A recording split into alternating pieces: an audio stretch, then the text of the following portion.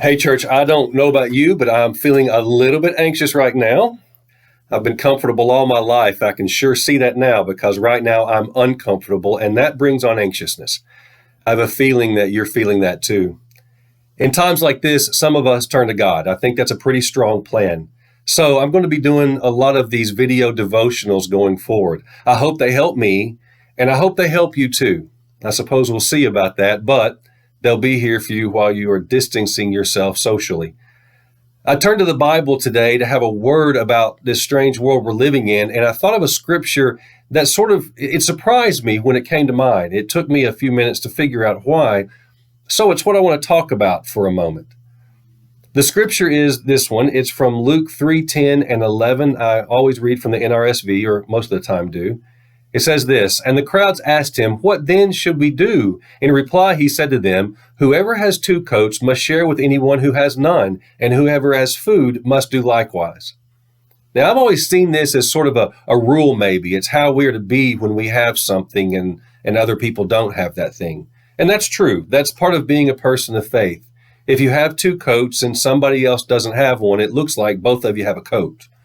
But now, in the midst of this anxious time we're all going through, I see this a little different. It's like a prism. I see something new now as I look at it from a different angle. What I think it says too is that the only way we're going to get through all this is realizing that we'll only get through it together.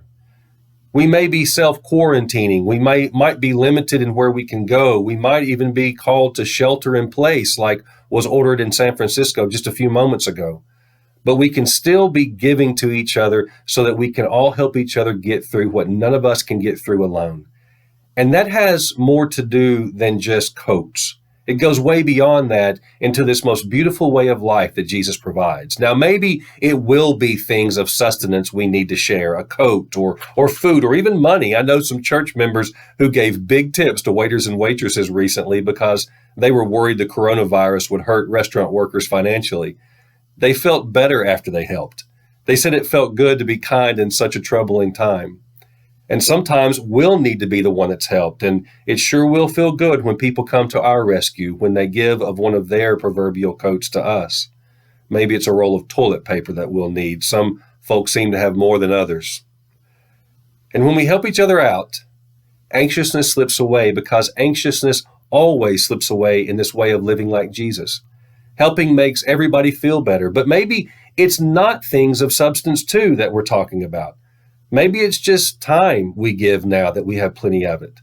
We all have an abundance now, so it might be a great time for a phone call to someone just to check on them. A phone call to someone who you wonder if they're lonely right now, to someone who doesn't have someone else to get through this with. Together, we can talk some of this anxiousness away, maybe. Maybe we can pray with each other over the phone or tell each other stories. Laughter is the best medicine, and I'm sure God knows that too. You're welcome, by the way, to put any PG-rated COVID-19 memes in the comments below. We need to laugh. Maybe we can share the wealth of online shopping with each other. Some of our seniors can't get out, and they don't know how to shop online.